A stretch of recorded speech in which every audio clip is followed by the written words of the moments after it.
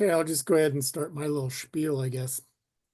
So Django Unchained was a 2012 film written and directed by Quentin Tarantino, starring Jamie Foxx, Christoph Waltz, Leonardo DiCaprio, Kerry Washington, and Samuel Jackson. Essentially, the plot was a slave was freed by a German bounty hunter and trains him to work with him and ultimately reunite with his wife. And of course, that's a pretty brief summary, but I don't want to go through the whole movie. If you guys watched it, it was already long enough. Yeah. So it had 5 Oscar nominations. It won for Best Supporting Actor for Waltz, whatever, and also Best Screenplay for Tarantino. It was nominated for Best Picture, Cinematography, and Sound Editing, but didn't win those. Robert Ebert gave it 4 stars. It was overall well received by the critics. The things people didn't like about it was its brutality. Some people said it wasn't very realistic in that killing their slaves back then was, wouldn't have made economic sense for them to kill something they paid a lot of money for. I overall liked the movie. I thought, it had good action. I like when the underdog wins. I was not fond of a couple of the scenes, although it didn't really show it too much, but the dog mauling one was pretty gross. The one where he almost got castrated was pretty disgusting. It did very well financially. It grossed 426 million worldwide on a budget of 100 million. It was Tarantino's highest grossing film. So what do you guys think? I got a question right off the bat, and maybe it was me not paying close enough attention, but what sparked Steven's suspicions about Django? Was there something specific I missed, or was he just in general specific of a black slave trader? I think he was watching them look at each other and the reactions they had. I also think when she was in the pit outside, and Django went over and stood there and looked at that for so long, that kind of told him that there's some kind of a special interest going on here. But he picked up on the vibe between them at dinner, the best I could tell. We're looking at each other too intimately, probably. I had seen this movie, I think, one other time. Generally, I liked it. I thought it was too long. I thought it could have been probably more in the range of 2 hours and 45, 2 hours and 30, whatever it was. And the dinner scene in particular was one that seemed like it could have been edited down tighter. And then the other thing is, and this really sort of hit me this time, much more so than when I watched it the first time. This really did seem to me to be really, really similar to his film *Inglourious Basterds*, in the sense that it was an uprising. It's it's kind of a rewrite of history. I know it's a fiction and all that, but I mean the bloodbath at the end. You gather everybody in a building and you blow them up. Yeah. All that. So I thought it was really, really derivative of *Inglourious Basterds*. Yeah, some of the critics said that too. Did it precede *Inglourious Basterds*? No, it's the other way around. Okay. Yeah. Formulaic. Yeah. I mean, another thing I thought was interesting was, the scene at dinner where DiCaprio slams his hand down on the table and he cuts his hand. He had wine glass or something, and he cut his hand and he started bleeding. That was a real life thing. It wasn't intended to cut himself on purpose like that. I mean, Oh, really?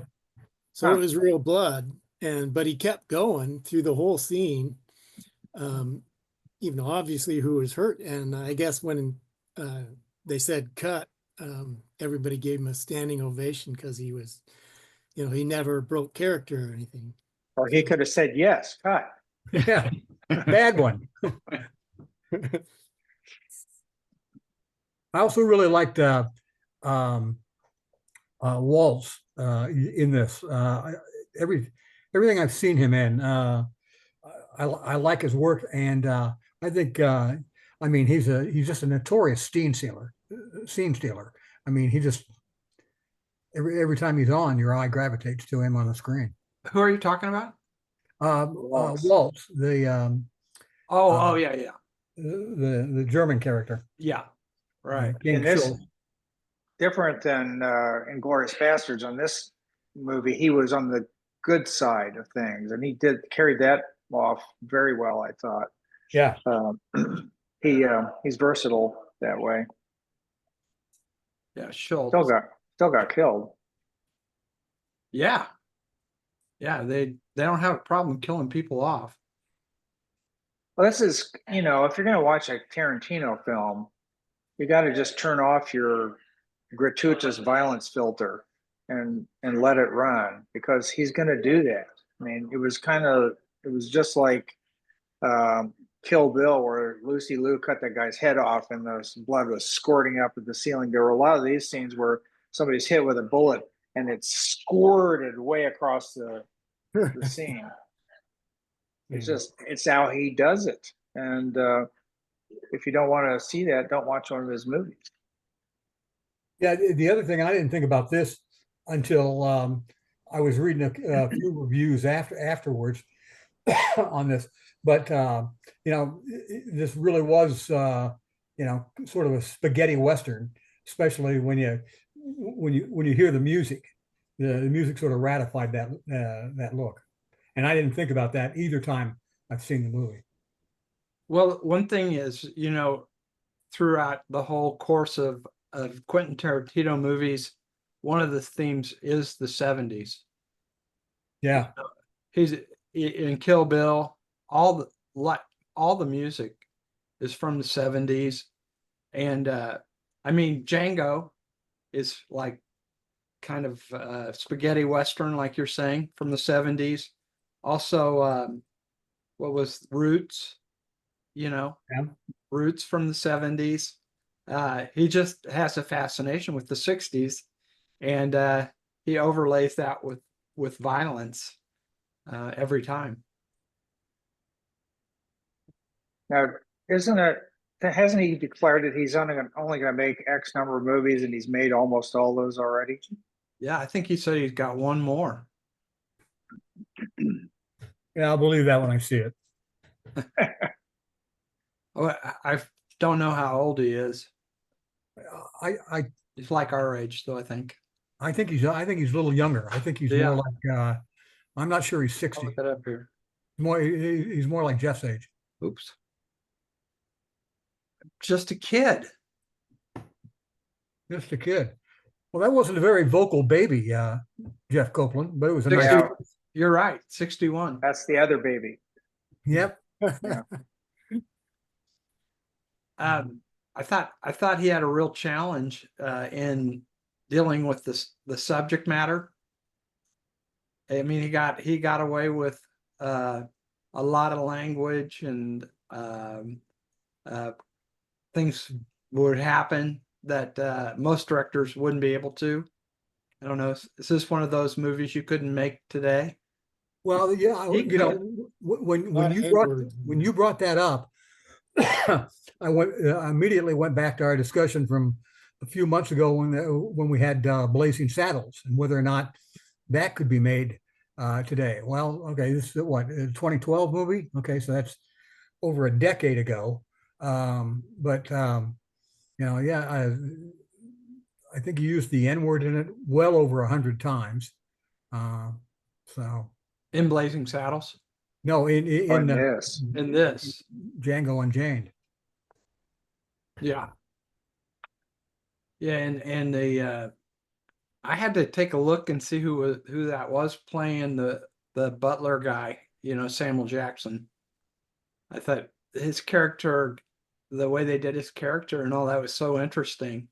I remember watching it the first time, and thinking that, and then I couldn't remember. It'd been so many years, I couldn't remember who it was, and I'm going, oh yeah, Samuel Jackson. And Yeah, when I He first, must have gained some weight, or else it was makeup or something. it was makeup, I think. yeah, Yeah. They turned him in kind of a step and fetch it character. Real sort of cliched, but he pulled it off. He only said motherfucker a few times. yeah, yeah. When I first saw the movie, and I was looking at the character Stephen, I went, man, do I know this guy? Do I know this guy? And then on his first line, when I heard his voice for the first time, I went, oh, okay, that's Samuel L. Jackson. So Yeah, I think they kind of had to use the N word for this thing wouldn't have come off if they had used some socially acceptable term for that, because it was so much about the intense racism and slavery and everything that was going on at the time. It would have lacked complete veracity if they had done that. oh, Jeff, I agree with you 100%. They could not have carried that story along using, calling them African Americans or blacks or anything like that. Yeah, but like revisionist Mark Twain writing or something like that. Yeah. Well, yeah. I mean, much like Inglorious Bastards, it all builds up to those guys getting the hell blown out of them. And Django, same way. All these characters that from our past that were bad guys, it's just building up to the point where they're going to get blown away.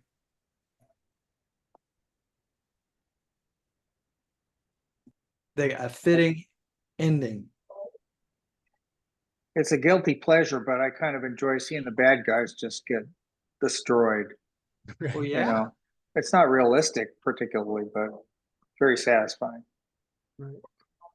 I mean, there were, a series of slave revolts that did take place over the last 2 decades before the Civil War, for sure, and there may have been some before that. And I mean, that's what John Brown was trying to ignite on his assault on Harper's Ferry as well, was a slave revolt. I can't remember how Christopher Waltz character found out that Django knew the people that he was looking for the first targets for his business. Well, I mean, his wife was being held there, but he was looking for those 3 brothers, and somehow he knew that Django would be able to recognize those 3 brothers. I guess, yeah, because he'd been on that plantation before or something like that. Well, yeah, and Django told him, yeah, Yeah, they've got three brothers. Yeah, I know what they look like, and that was King Schultz's problem with that is he knew he knew they had a bounty on him, but he didn't know what they looked like, so he didn't know who he was looking for. And yeah, that's right. And Yeah. Django went, oh, okay, I know 3 guys around here, but they go by the name of what I think it was Slater rather than whatever it was supposed to be. Yeah. I think there were some deleted scenes that might have explained that a little bit better too. I can't remember now what they were, but it took place, with his previous owner before he sold him at auction.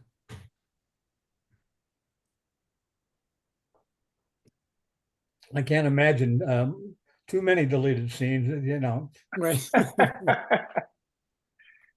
Not much on the cutting room floor for this one. Yeah, right. Well, aren't all of his movies pretty long? Yeah. Are they? Thing about Pulp Fiction, it had like multiple different plots going throughout the whole thing. Right. And it to tie all that together, I think took him a long time. Inglourious Bastards, I remember several segments of it that were medium long. Yeah, and I think I remember in Pulp Fiction, it's not the story isn't laid out sequentially either. No, it's episodic and then it kind of sort of comes back together at the end. I thought the one that followed was Ungrateful 8. Yeah. I remember wanting to see it, had big expectations, and I didn't think it was particularly good. Is that the one where there was a stagecoach station and Yeah, I think so. the whole thing took place at that station? I think it was kind of a parody on Magnificent Seven. Mhm. You know, where they, but I don't recall that they had the big scene where everybody gets whacked at the end. You know, maybe they did. I don't know. They all kind of shot each other, if I recall correctly. Is that what happened? Yeah, Kurt- I think Kurt Russell. I think I've only seen the movie once, but I think there's a big Tarantino-esque shootout at the end. I think. Yeah. And then Once Upon a Time in Hollywood, it kind of moves away from the the brutal types of murders and things like that. There's a lot of stuff, but I think Once Upon a Time in Hollywood, to me, it's one of the best. You know, where it's kind of a what if, and Is that the one where the Manson family? yeah, Yeah. what if, what if Yeah. they would have got him? You know, Yeah. how different would we be? You know, that was kind of interesting, I thought. So I mean, I'm just throwing that out there because I think that's the direction Tarantino's going to go. If he only has one more movie, it'll be more like that, where Well, then that would be a set of 4 movies where he directly addresses trying to rewrite history. yeah, I think that's kind of what he wants to do. I mean, that's the way he wants to look at it. Well, and that's the way I felt about Oliver Stone for a long time. I started to take offense that Oliver Stone was trying to rewrite the history of the 60s and 70s. With the Doors and Born on the 4th of July, JFK. Well, like for instance, what do you do? Well, let's see. The Doors is a pretty glamorous version of Jim Morrison, who probably wasn't that glamorous of an individual, and was sort of posthumously sainted as a rock and roll hero. JFK is a wonderfully shot film, but it's lousy history. In fact, it's highly inaccurate. And I don't remember enough about Born on the 4th of July to comment on it. Yeah. Whereas Kill Bill and the early ones was just gratuitous violence. I mean, he was taking a genre and mocking it, like the kung fu movies and stuff like that. Just he would take a genre and just take it apart. Like Pulp Fiction was kind of that way too, really. I always thought, What was Pulp Fiction taking apart, Jeff? Well, Yeah. it was like Pulp Fiction stories and things. It was like Oh, all right, doing okay, all that, right. exaggerating how those things went. Yeah, okay, I got it. Yeah, I never really thought about it that way. I think about that whole scene with Christopher Walken in the watch. That was so Yeah. bizarre. And the watch. What was the deal with Yeah. the watch? Well, he brought the watch to Bruce Willis and he said, "Your dad had this in prison camp. He gave it to me to hide so that they wouldn't take it. I kept it up my ass for 5 years or something like that." And then he hands him this watch. It's like, "Here, you'll treasure this." What a just so weird. And nobody but Christopher Walken could really carry that one off. I don't think that even if he did. Um, Oh, I thought he did. yeah, It would have been, I don't remember that part of the movie, but it would have been funny if he just threw it away or something. yeah. And then there's Marcella, who was such a strong character in that. I mean, that kind of wove through the plot back and forth. Who was Marcella? He was the black guy that was kind of the kingpin, and his wife was the one that got almost died from sniffing up the heroin in her, after she'd been out dancing with John Travolta. It was Uma Thurman's character. Then they drove over to his dealer's house and they stabbed her in the heart with epinephrine, and she came jumping up off the floor. I mean, it was just so many amazing scenes in that movie, but they're so exaggerated, but can't turn away. Yeah. I don't know if our movie club could handle that. Pulp Fiction? I think Yeah. we've seen it, haven't we? I don't think so. I don't think we have actually. Wow. I'm not sure the women of the league would like that movie. Oh well. Yeah, sometimes the men don't like their choices. Yeah. I don't Well, want to be the rude. women might have gone for it, but if Terry was still here, he'd be flipping out left and right over it. Yeah. I was have not seen this movie for such a long time. I saw it when it came out. I was surprised, I was enjoying Don Johnson having a role in it, And I was Yeah. like, they whacked him pretty early on. And I was thinking, and he was way up there in the credits too. I looked at it, less than an hour had gone by before he got whacked, and I thought, man, there are people in this that they're not going to be around very long. If Don Johnson Yeah. was in it for less than an hour, and he was.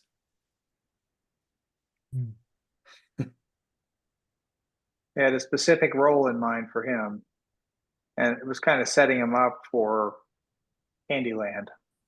Yeah. Yep. I don't remember which character was he.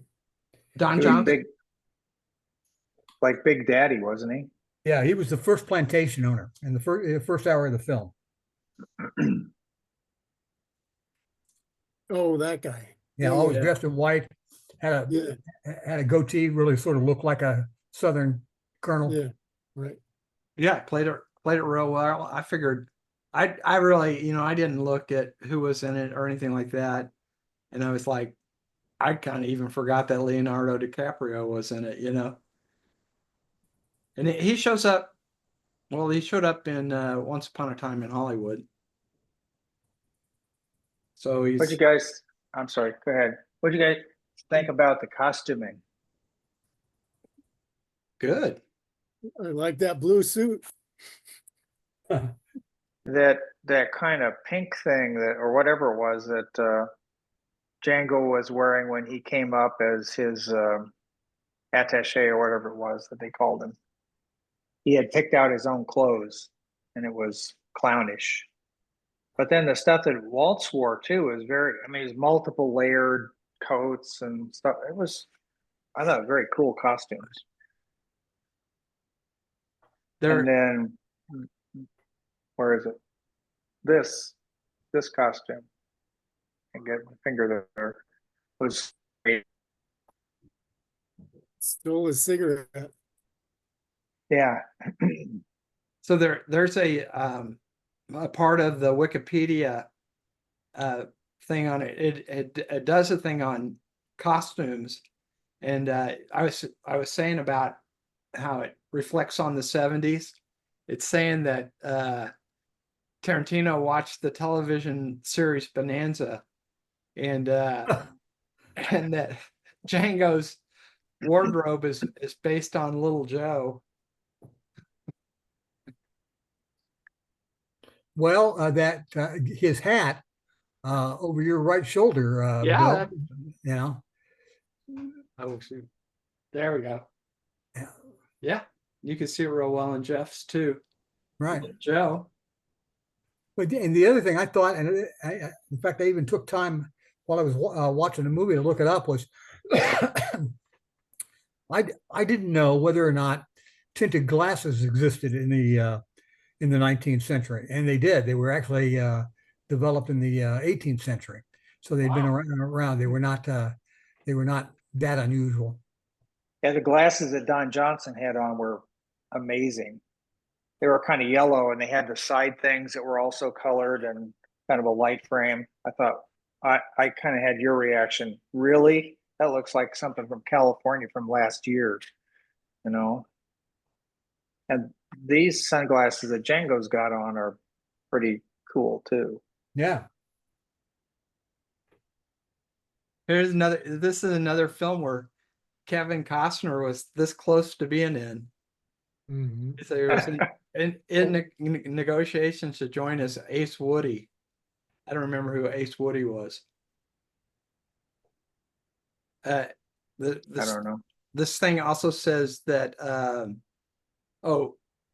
Ace Woody became Walter Goggins' character, Billy Branch. But it also says that the sunglasses that that Django wore, they were based on Charles Bronson's from his films in the 70s. Wow. I did like that real well when I saw that Walter Goggins was a character in the movie. I didn't remember that originally, but Walter Goggins is kind of a favorite actor of mine now. I've liked him ever since I saw him in a series called The Shield. And I Yeah, think that was a great series. that was I a watched. really good both. series. Yeah. Mhm. And seen him in lots of things since. Yeah, and I missed Tarantino's cameo. You missed it? Yeah, It was a big cameo. He was that in the covered They wagon. were, yeah, they were hauling him out to the mining. right. I know where he was. I Yeah. just didn't. Yeah. I didn't realize Oh. it was him, you mean? Yeah, exactly. He's the guy who got blown up, right? Yeah. He was walking away with that dynamite Mhm. and Django shot him and blew him to smithereens. Blew him up good. Yeah. Blew him up good. There was a hole in the ground where he was Yeah. standing. Well, he Well, wasn't. that was an error in the film. Apparently, dynamite hadn't been invented yet when Oh, this yeah. film took place. What did you say? Dynamite hadn't been invented yet Yeah, in mhm. this time period? Yeah, it was That's a a- little bit later. That's a noble thing to say. What was the time period for this? It was Before the Civil War. yeah, it was 2 years before the Civil War, so it would have been basically 1858. Okay. All right. Did it win any awards? Yeah, it won best supporting actor for Waltz and best screenplay for Tarantino.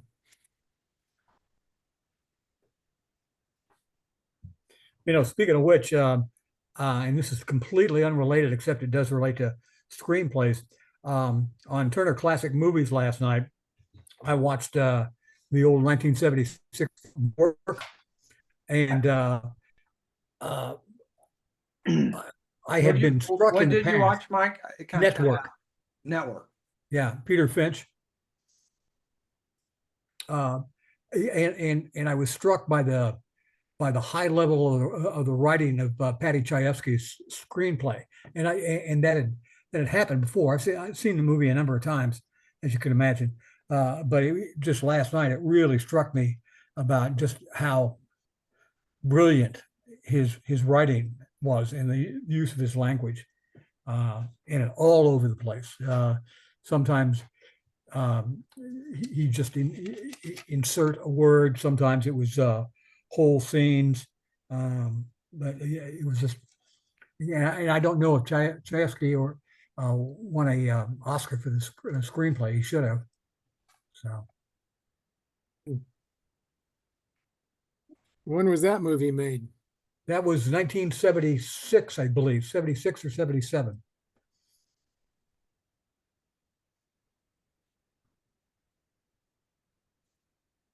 Did you guys what'd you think of the Mandingo fights? Or I guess Oh, man, there's more brutality. Here's a hammer. Finish him off Really? after he. Yeah, I think I read that wasn't really a thing. That kind of thing didn't really happen. Yeah, I don't know. Well, I guess it's what Wikipedia is saying. There's no historical evidence ever staged gladiator type fights. Where did the term Mandingo come from? That's a familiar word, but I don't know. Yeah, Yeah. The non-historical term Mandingo for fine fighting or breeding slave comes from a film. 1975 film called Mandingo.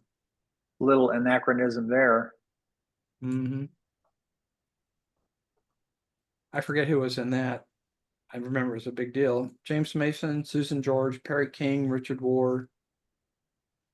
I don't know. I remember it. I think it was a black cast when it came out. Don't you guys kind of remember it? I remember the title, and I'm certain I didn't see it. Yeah, I don't think I saw it either. It's a catchy title. That's about all I remember too. It does seem like it came up somewhere else,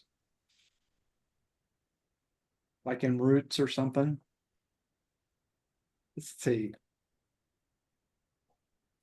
Walter Goggins, his first movie was in 1992, Mr. Saturday Night, and Forever Young.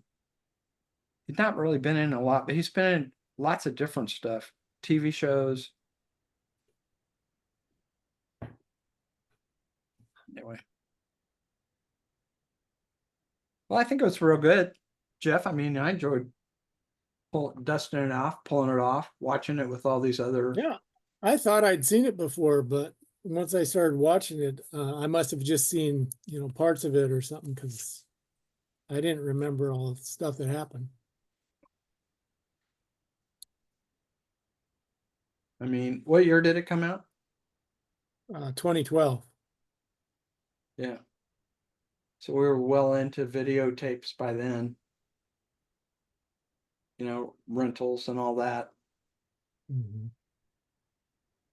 I'm pretty sure I saw it in the theater.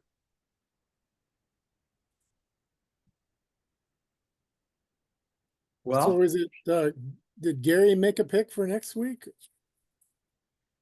Or is he gonna they email just it? told me to be ready, and so I am.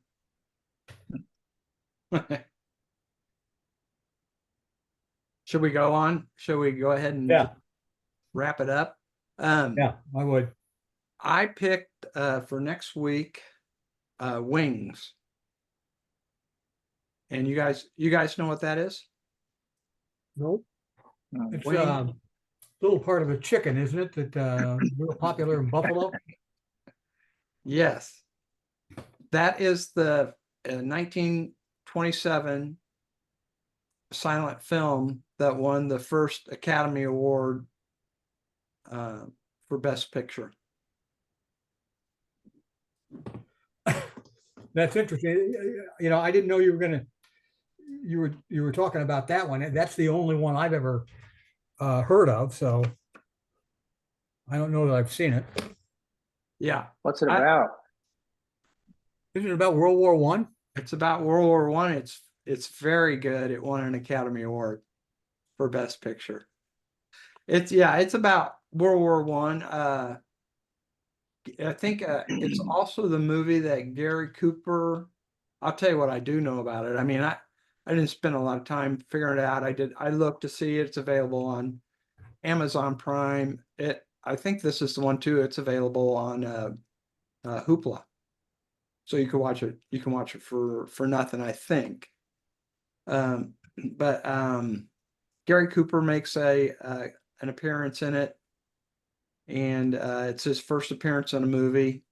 It's a silent movie. It's over 2 hours. But I don't know. I just thought, what with the Academy Awards coming up, and a chance to. I'd been wanting to see it for some time. Like my sister watched it a while ago, and she said it was great. Should be interesting. Rotten Tomatoes, it gave it like a 95. Wow. A 95, and but then this, so they got tomatoes, and they got two categories, and the first category was, I think, was where the critics rate it. It was like they rated it 95, and then the one that's from the audience was like an 80. So that's not bad, but That's an astonishing rating for a silent film from modern audiences. yeah. That's Almost- basically a 100-year-old film. Yeah, I almost picked a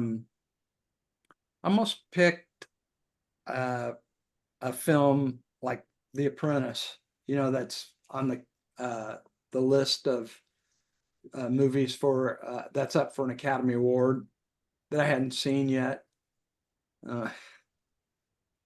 Because I kind of like to see him. I really only have one movie left on the Best Pictures, and that's I'm Still Here. Otherwise, I've seen. Is it 10 or 9? Are there 10 movies or 9 movies? I think it's 10, but don't hold me to that. Yeah. Is anybody else getting close to seeing them all? No. Not. Nope. I Not watched. even. I watched The Brutalist the other night. It was, you can rent it at home now. $20. I bought it, and I've been wanting to see it anyway because it's about an architect. How often do they have movies about architects? It's like, do people really want to see movies about architects? Put that beam up there. It's just, In a way, The That's an Matrix action was movie. about an architect. yeah. How so? Well, when they eventually they had Neo in this room with this guy, and that guy was called the architect, and he was Okay. like, Yeah. "You've done this over and over again, and you're going to do the same thing you always do because that's how this works." And so he was like a main character that was guiding everything. But he didn't have a huge part in it in terms of how much screen time, but it was important. There you go. Just saying. Yeah, there's one. There's that one, well, it's a book, Atlas Shrugged. Or no, another Ayn Rand book, Fountainhead. The That's Fountainhead. been made it. It's a movie, isn't it? Yeah, that's a movie. Yeah. That's kind of that's a Frank Lloyd Wright character. Oh my gosh, look at this. Matson coming in. Just in time. And then I There he see is. the Matson. I said, that Matson, that son of a bitch. Oh, hi, Mike. Hey, Jeff, can I see your head with a G? There it is. Whoa. Dumpling. Dumpling. That's not bad. Hey, Jeff, I wanted to ask you, have you ever done a biodegradable temporizing matrix? No, but I know what you're talking about. That's what I'm getting in 2 days.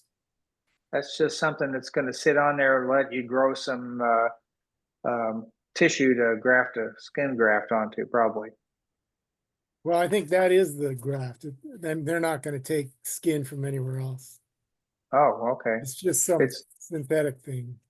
yeah. Well, then it acts as a sort of it creates an environment that your skin can grow onto.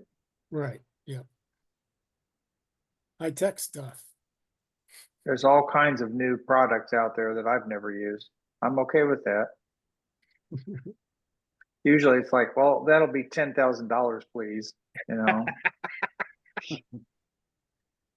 But that's good. And obviously they got clean margins or they wouldn't have stopped. Yeah, they only did 2 layers, so that's cool. Yeah. Although I had a pumper, it's just like Tarantino. Yeah. Oh, The scalp geez. is rich in those vessels. It really is. Yeah. That's Yeah, they why it cauterize it. survives. Yeah. That's why there's so much that's why it's so resilient to things. So Well, Matson, talk about go ahead. what was your take on the movie? Mine? Yeah. You know, I'd seen it years ago and maybe once since then, but I'd forgotten big chunks of it. And it's just outright strange. It is. I don't know that it all fits together. It just seemed to be coming from different places to me.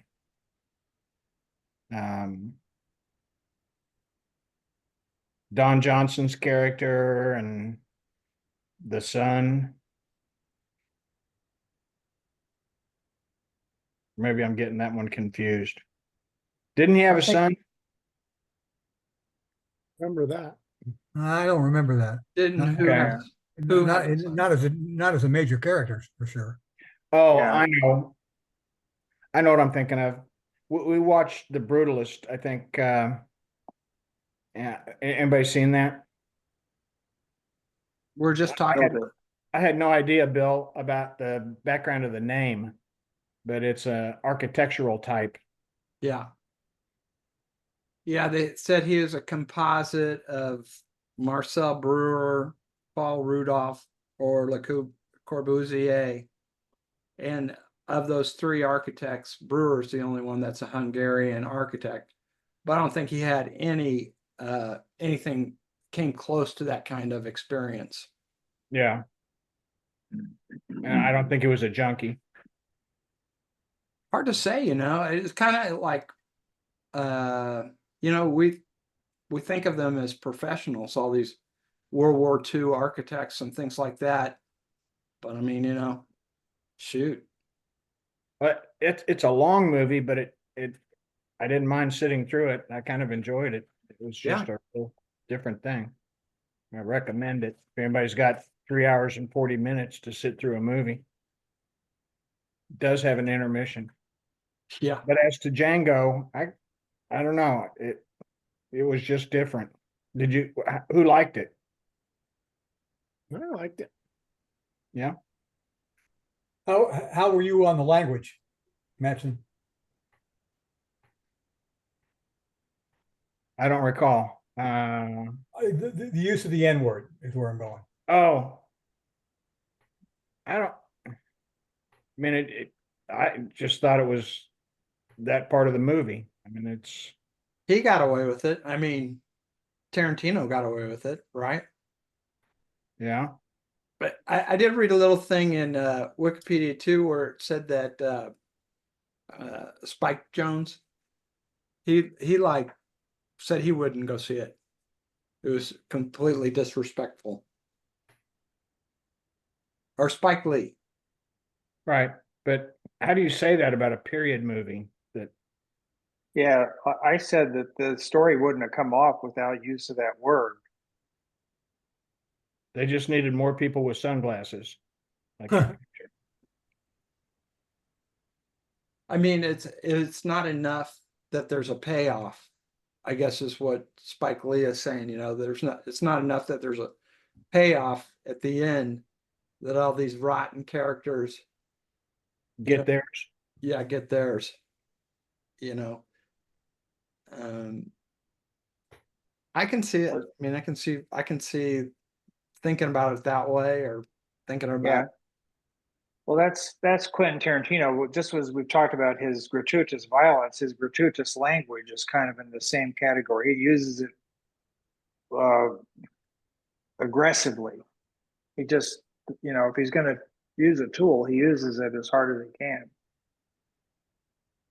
One thing I wondered about it, it's too bad Karen's not here, is that, I don't know how long he was a slave, because I think he was stolen from Africa or something, but it seems like if you were a slave for any period of time and treated so horribly, I don't know if you could mentally switch to be an aggressor like he did, that quickly. I thought he picked up the freedman attitude really, really quick. I mean, it's just like, Yeah, it's like a switch. He just went, Yeah. okay, I'm gonna kick ass now. yeah. Now, Waltz gave him that rifle, and he hesitated. He finally did it, and Waltz goes, "Yeah, he's a natural." It was a good thought- shot. I thought Wall stole the show. I thought he was fantastic. Yeah. He won. He Yeah. won Academy for Best Supporting Actor. Did he? Okay. Yeah, that's one of the things I said off the top, Matson, was he stole every scene he was in. Yeah. Did we say Inglourious Basterds came before or after? Before. Didn't he win Best Supporting Actor in that too? I don't know. I Look, thought I don't know. I thought he came onto the scene and won it the first year, but I'll check. Well, While we're talking about old movies, Wings. I was reading a book about, I forget which famous movie maker it was, but he developed an affinity for movies by Fritz Lang, who's a very old Metropolis. German. Metropolis. Yeah, but the one that came up in this reading was called M, which starred Peter Lorre, and it was like a serial killer of children in German, and the whole thing is subtitled. But I started watching it. I actually am kind of enjoying it. Peter Lorre is such a weird looking guy anyway, but he the even with the subtitles and the real old stuff going on there, it moves along okay.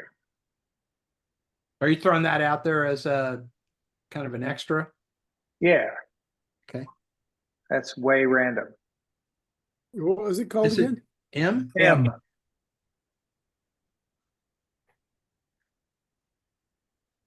That's So- is that a 30s movie? 1931. Yeah. I think it's on Max. Not to be confused with Dial M for Murder. Right. right. So Mike, I picked Wings. Wings, the first movie to win an Academy Award for the pick for next week. Where's it available? It's on Prime, it's on Apple, and I found my notes. It's on Tubi for free. Okay. So- I'll be home next week. I'm in Hattiesburg tonight. Well, I'm good. gonna be I'll be on a ship at this time next week. You I'll will? see Where if you I going? can join.